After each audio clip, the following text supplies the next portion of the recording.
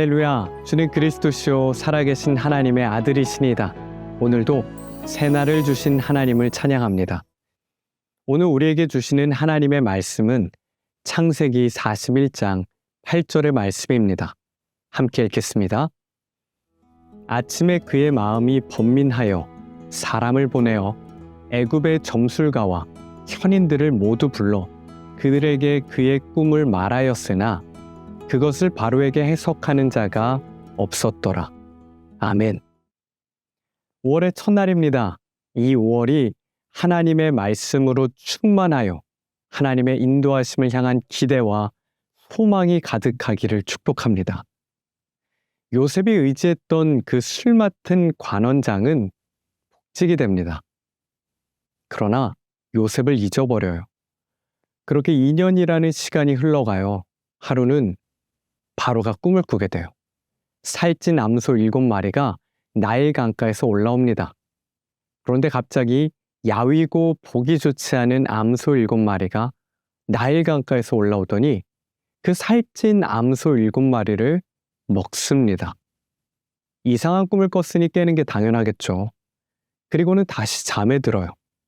그러자 또 꿈을 꿉니다. 한 줄기에서 무성하고 보기 좋은 7 이삭이 나오는데요. 갑자기 동풍에 말라버린 7 이삭이 이 무성한 7 이삭을 삼켜버립니다. 이해할 수 없는 꿈을 꿨잖아요. 얼마나 마음이 불편했을까요? 그래서 바로는 이집트에 사는 모든 점술가와 지혜 있는 자를 다 부릅니다. 그런데 아무도 그 꿈을 해석하지 못해요. 그때 갑자기 술 맡은 관원장이 감옥에서 만났던 요셉을 기억합니다. 만 2년이 지날 때까지 기억하지 못했던 요셉이 때마침 생각난 거예요. 딱 그 타이밍에 생각난 겁니다. 그 기간 동안 요셉은 어떤 마음이었을까요?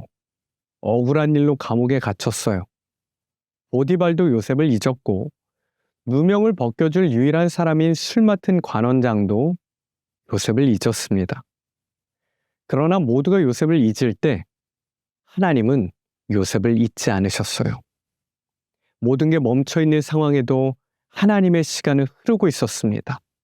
하나님의 손이 막으면 뚫을 수 있는 것이 없고 하나님의 손이 열면 막을 수 있는 것이 없습니다. 그러나 하나님께서 요셉을 잊지 않으셨고 하나님의 시간에 바로가 꿈을 꾸게 하시고 술 맡은 관원장이 요셉을 생각나게 하신 겁니다.